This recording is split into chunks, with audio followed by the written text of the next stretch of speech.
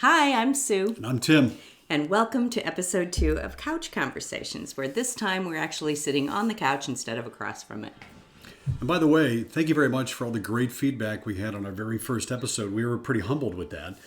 Clearly, our friends and family are probably as bored as we are if you're sitting watching our videos, but we do thank you very much for that. And obviously, we're doing a lot of time sitting around and talking. Probably you're doing the same. And as always, on this particular episode, we'd like to talk about life and music and family and, and all the crazy things we're doing to cope during this pandemic. Yeah, and I'd like to just start by saying, I don't want to be a buzzkill or anything, but I wonder if you all are experiencing kind of what I am experiencing, which is just a little bit of struggle with all this. I mean, I guess that's normal. Today was actually exciting because I said, we're going to do this thing.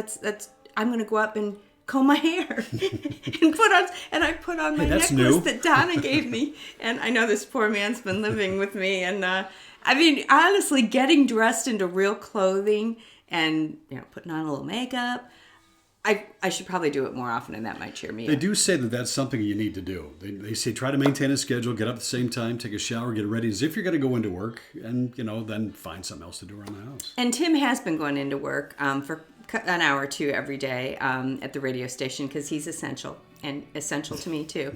And I've been working from home for a little over a year, so it's not too new. But yeah, it is. It's just, I think what's getting to me the most, quite honestly, is the weather.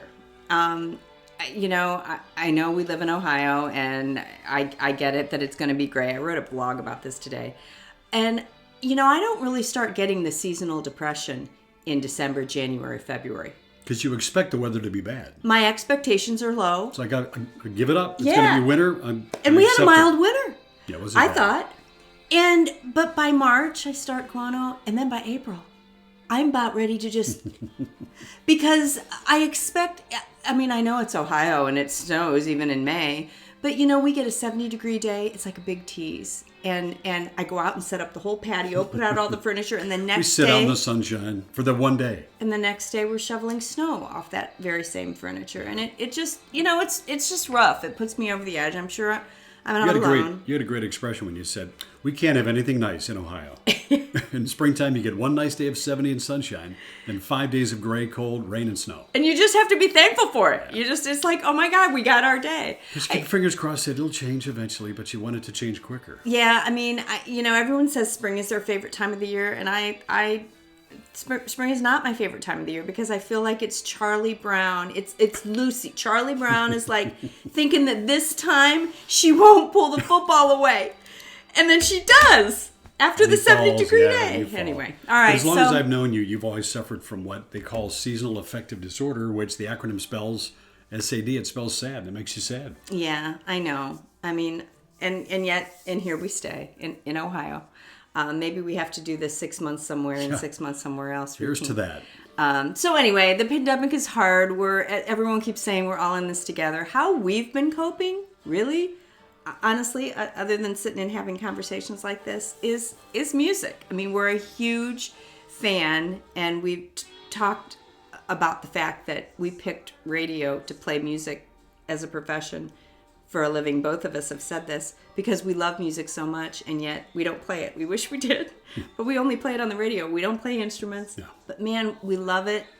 And throughout our lives and history, music has said what I couldn't say in words, and it's just been healing. And through this pandemic, we have so many people that we have been appreciative to. We've been thankful for all the big famous artists that are doing the shows.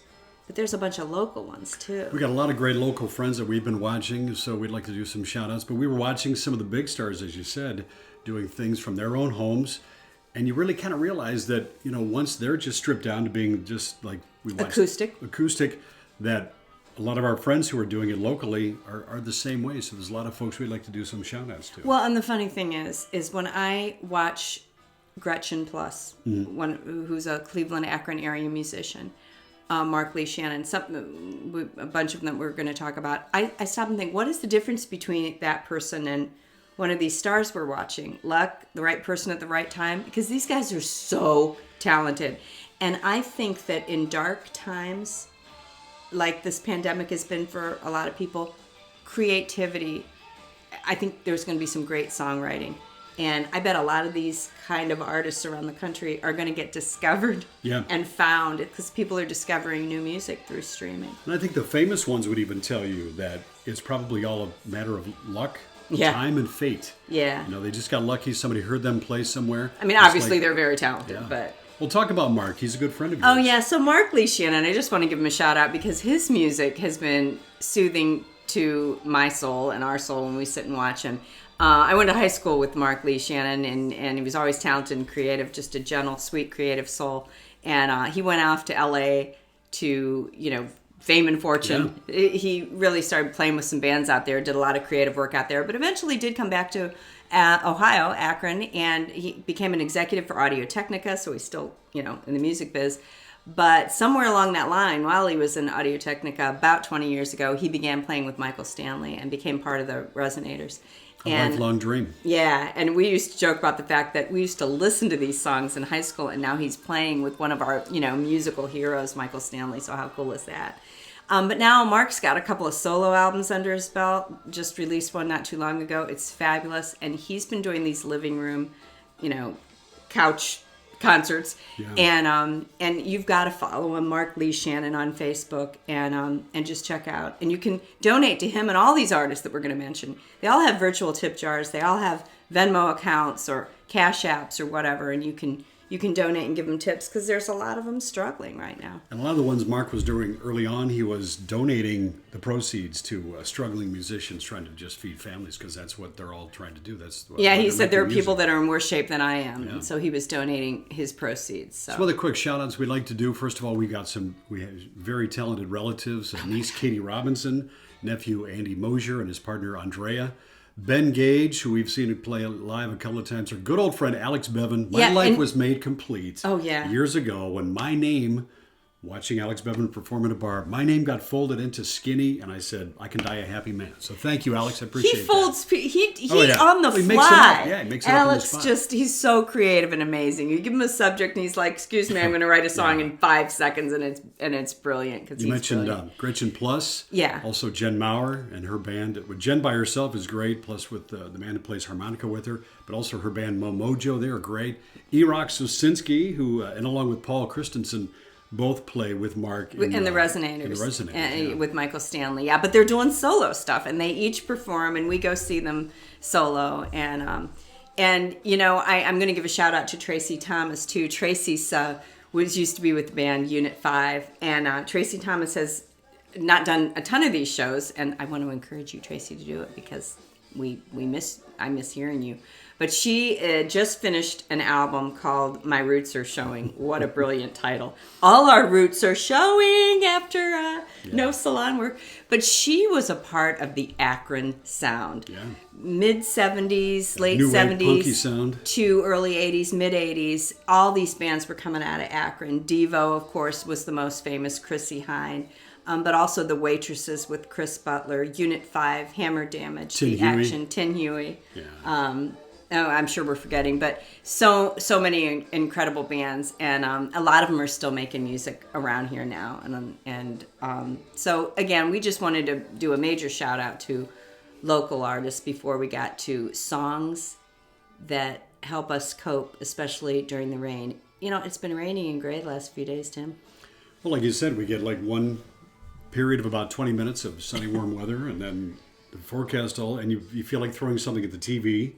Because they all say that, but you're not going to like the next 5 days after. Oh, I know. When Betsy, I love you, but when you say, well, I'm sorry, the next 4 days we're going to get snow on Friday. Yeah. It's like, give me hope. Can you just So sometimes we just draw the curtains. We open up some wine. You got your wine. Oh, there. Yes. We'll have to talk about tonight's conversation is brought to you by Underwood. It is actually not really, but it's one we've chosen. It's a fine Pinot from Oregon, a state well known for Pinots. Let's talk. Yeah, let's talk just a half a second about we love a good wine, but we don't like to spend tons of money on it. Who does?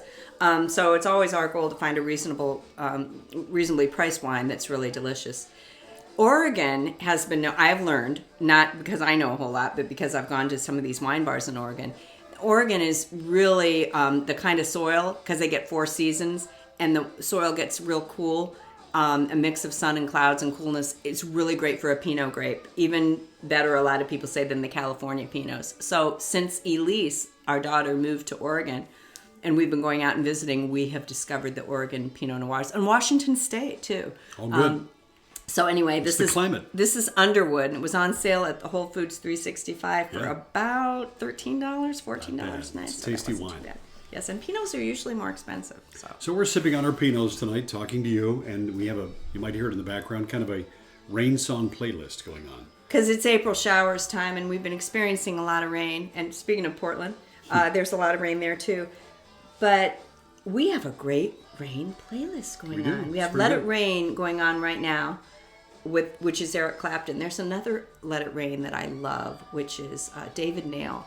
And I don't know if we put it on this playlist. But while it plays, what are some of the other... We've got the ultimate rain playlist. We can share our Spotify rain playlist, and it's not depressing. No, it's actually pretty good. It's really cool. It kind of runs the gamut, as you would expect from us, because we can go from a Led Zeppelin song to Eric Clapton to David Nail to Willie Nelson to, Ray Charles. So there's good songs there. Yeah, and speaking of all those things, just to give you some other ones that are on here, some of the classic rain songs, Have You Ever Seen the Rain and Who'll Stop the Rain? But you said those really aren't about rain. I think, being that CCR was putting those out during the time of the Vietnam War, I believe that they were probably more protest songs. I think, Have You Ever Seen the Rain coming down on a sunny day, like they say? I think it really had to do with the climate that our soldiers dealt with when the raining of bullets. When they were in country. You've seen it depicted in Forrest Gump, where he says it started raining and it never stopped. The character says that, and just one day it stopped. But sometimes there's rain even on a sunny day. So I think that had a lot to do with the climate in Vietnam. And I'm sure there was some analogous about what the rain and the darkness meant too, beyond rain. True. A John Hyatt song that I just love, that our friend Mark Lee does on a regular basis, is Feels Like Rain. Oh, that one just soothes my soul. John Hyatt's magnificent, and Mark is wise to play his stuff once in a while. Come Rain or Come Shine, almost everyone does that. I'm trying to think of the Lena Horne version, or all these classic Louis Armstrong. It's like, it's a standard. Well, the one that's on our playlist is by Ray Charles. Oh, it's Ray Charles. Yeah, okay, cool. Good. Rain, the Beatles, which is this freaky... We watched this production special the other night on PBS about all these famous producers, and of course you can't talk about a famous producer without talking about George Martin. Sir George Martin. But Sir George did an incredible weird things with rain, and it's worth looking up. But from playing parts of it backwards to redoing, just really creative and psychedelic George stuff. Even said that all four of the Beatles were very experimental once they got into the studio. He guided them in the early part of their career, but then they loved the studio and they loved to be creative. So a lot of that was like John Lennon's influence about taking sounds and taking parts that he had sung forwards and spinning them backwards during the song Rain. So interesting stuff. Well, and when they stopped touring, they talked about the fact that they were getting so creative in the studio that they couldn't possibly duplicate that in 1971 on tour with the four of them with people screaming, or 1969. I'm sorry, when did they finally break up? By 72 it was done, right? Yeah. So in the last tour, when they were trying to play, in 68 or 69, they couldn't even hear themselves. Yeah, and that was discouraging for them. Yeah, because they just wanted to be creative. They wanted to play their music and experiment on stage too, but people were just screaming the entire time. It was Beatlemania still. As we're sitting here talking about the Beatles, behind us is the Carpenters. Rainy days and Mondays always get me down. I posted this on my page the other day on Monday because it was like, oh my God, it's raining, and it was Monday. But her voice. We grew up kind of the rock and roll era, and there were artists like Barry Manilow and Bread and the Carpenters, and that were like nerdy and you hated to admit. Mellow rock. And you wouldn't want to tell your friends you listened to David Gates and Bread. Meanwhile, David Gates and Bread were fabulous. Yeah. Diary's a great song. As was Karen Carpenter. Yeah, Karen Carpenter. Her voice. Gone way too soon, but now we can stop and really appreciate her voice. You ought to Google sometimes. Find some video of Karen Carpenter playing the drums. Yeah, she was a so magnificent good. drummer. Well, and who else did you just say? Brett the Carpenter, or Bread. You know how you listen to a song over and over again and you don't know what the meaning of it is? There's a song called Everything I Own that I always thought David Gates was singing about his lost girlfriend. I would give everything I own, give up my life, my heart, my home, just to have you once again, just to touch you once again. Oh, love song. Nancy Alden, the lady in red, when I worked with her at WDOK in Cleveland years ago, tells the story after that song played. He didn't write that for a girl. He wrote it for his father. His father died. He was crushed. He was very close to his father. His father died young. I would give everything I own to hold you once again, to talk to you. You know, if there's someone you know, you're loving them so and taking them all for granted. Oh, well, you know the lyrics and everything. I could go on. Anyway, David Gates and Bread, Yeah, they had some great songs. My sister had like a Bread greatest hits album, and I think everybody had that. You know, Baby I'ma Want You. I was like, well, okay, I could probably. Guitar Man was kind of cool. Guitar Man's awesome, and Diary was good and sweet and made you cry. So. Look at you're so savvy. So you found the damn diary under the tree, and then she wasn't talking about me. And she's not talking about you. She's talking about, it's like, that's my life. What was I, 13? Yep, I get it. You're singing, you're strumming my pain. Anyway, so I think we've covered most of the songs that we've got. Even Raindrops Keep Falling on My Head. Oh, I Made It Through the Rain by Barry Manilow. Oh, yeah. Another one that you would describe as being, you don't want to tell your friends you're listening to Barry Manilow, but yeah, so, songs, it does, I guess if you can let it go and not worry about what your friends might think, if something speaks to you, that's fine. But then you didn't want, because you were discovering music with your friends, and they're like, you like that? And so it mattered then. Now, like, we're old, so who cares? I could be sitting in my bedroom as a kid listening to Bette Midler albums thinking, I can never tell anybody this.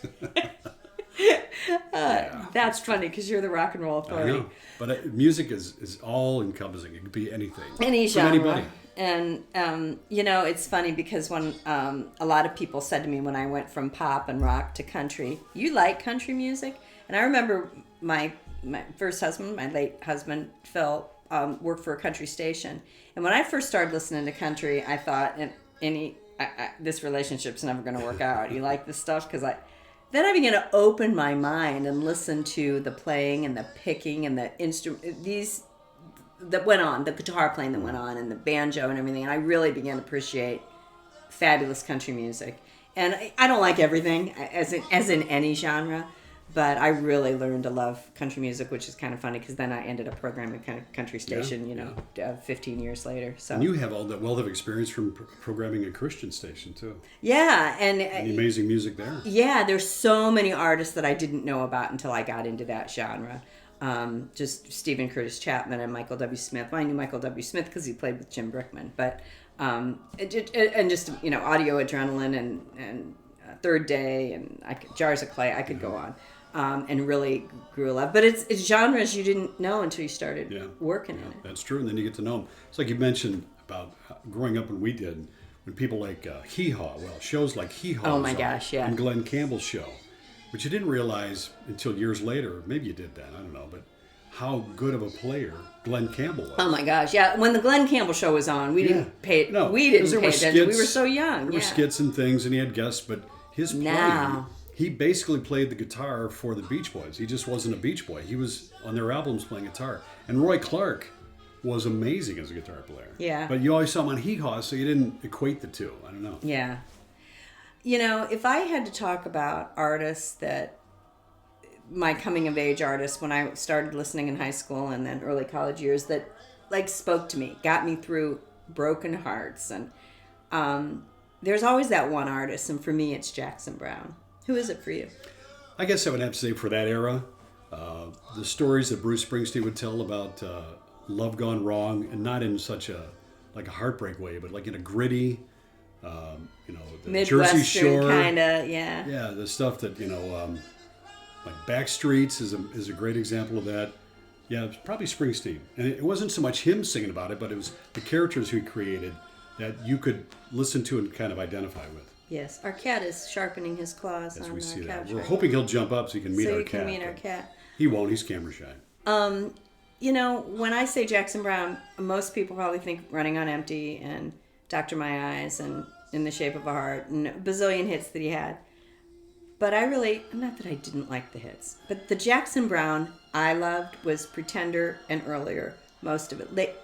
Early albums, Late for the Sky and certainly Pretender. Then he got more and more popular. With Running on Empty, he got super popular. And that's great. And of course, I'm thrilled for him. But then would you... Success. You would go to a concert and he wouldn't play all those really deep album cuts you wouldn't hear Before the Deluge or, you know, I mean, so... We went to a concert 2 years ago at Nautica. Jacob's Pavilion at Nautica, and Jackson Browne played, and he played your show. He played all this old stuff. And when we walked out, people were complaining next to us, and they're like, he didn't play all his hits. And I'm like, yes, wasn't it the best Exactly. show ever? That's why we're very happy about that. Yeah. I mean, These Days is one that spoke to me. And Sky Blue and Black. Oh, Sky Blue and Black. Now, that was kind of after he went through a real political stage where a lot of people, you know, criticized him for going so political. He didn't have as many big hits. And then he came back with I'm Alive. And that was, again, back to the heartbreak. He was able to just tell a story and put into words what you were feeling and thinking. And it's just incredible. But he broke up with Daryl Hannah. He was dating Daryl Hannah, and that broke his heart. And this whole album is his, like, recovery album. And Sky Blue and Black, you know, I don't know what I mean. If I ever had a chance to interview Jackson Browne, I'd say, tell me where you were going with it. Where was your head? Because it's depending on what I'm feeling, it's saying a different thing to me. If you haven't listened to Sky Blue and Black, there's a million things going on in that song, musically speaking. It's all this creative, weird shit's going on. But... And then the lyrics too. It's funny how you say though, when you find an artist that maybe in the early part of their career before they blow up big, that something speaks to you and you want to just like hold them and not tell anybody, like kind of keep them right in here and don't say anything, because the moment that they get a hit record, then a bunch of people recognize them. Like you would say with Jackson Browne, somebody's like, wow, have you heard Running on Empty? You would say, yeah, but have you heard all this other stuff? It's almost like you're disappointed that they've become famous. You're happy, but you're sad that now they're like it's out of the box. Another artist for me like that is Dan Fogelberg, because everyone thinks of Longer and leader of the band, but like 4 albums before that, Souvenirs was his album that got home free. Ugh. And then he put out Netherlands, which was this orchestra. You know, talk about a guitar player. He played a lot of instruments, but he was a killer guitar player and a wonderful piano player and a wonderful lyricist. And everyone thinks of him as the elevator songs, you know, the soft rock, you know, longer. But he was so sophisticated. And he died way too young, too. Way too young. What song, if you had to, like, pick a song that, like, you know what song? You're a Led Zeppelin fan. Yeah. But again, they're the songs that are... Thank you. Because we've spent together between us 70 plus years in radio to get together. You don't have to say it that way. We play the songs that sound like Barry Manilow. We play the songs that make the whole world sing because you know the words because we play them a lot. But us personally, we would rather sit and listen to everything else on those albums. So like a good example for me is a U2 album, The Joshua Tree. Fabulous album. If I ever put The Joshua Tree on to listen to, I will skip past the first 3 songs, With or Without You, Where the Streets Have No Name, and can't think of the next one. But anyway, I'll start with like the 4th track and then Found What I'm Looking For? No, that wasn't. Yeah, Still Found What I'm Looking For. But I would just avoid the stuff we play all the time on the air because if you work, I don't want to denigrate pizza because we just had it for dinner, but if you work at a pizza shop every day of your life, you don't necessarily want pizza for dinner. So right. Yeah. We prefer to hear stuff that we don't get to play on the radio. And some of you might say, why don't you play it on the radio? But there's... Yeah, that's a whole nother show. You know, exactly I'd love to talk sometime, and I'd love to, at some point, bring radio people in, too. Because the biggest question we get is, how do you pick the songs on the radio and why you play it? And the biggest complaint we get is you play the same songs over and over again.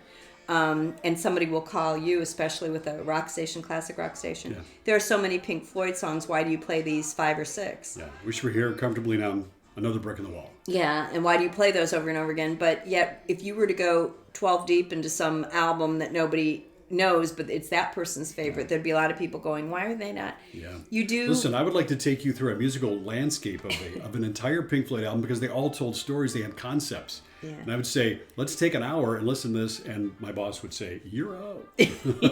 We're not doing that here. And your boss would probably want to do it too. Yeah, but, probably would. But like a lot of Yeah. people wouldn't.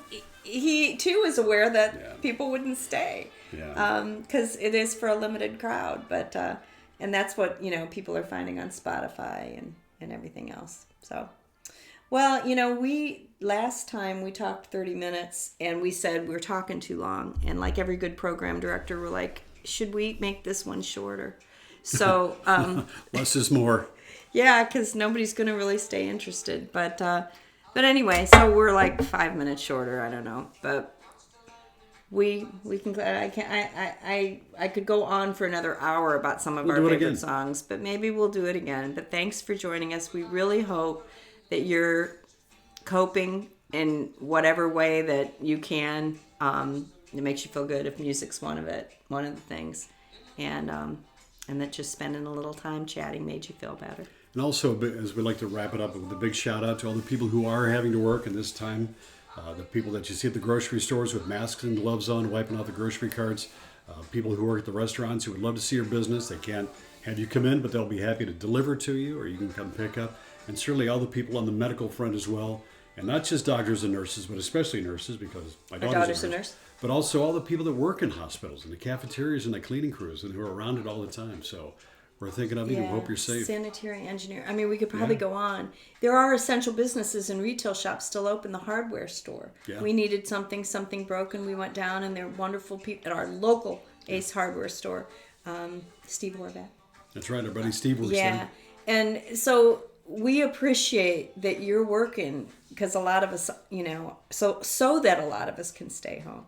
And we hope this is over soon, but we're all in this together. So. Maybe the next time we'll meet at our kitchen area. Yeah. We'll do a kitchen conversation over there. Coffee conversation. Anyway, I'm Tim. I'm Sue. Cheers. Thanks for joining us. Cheers.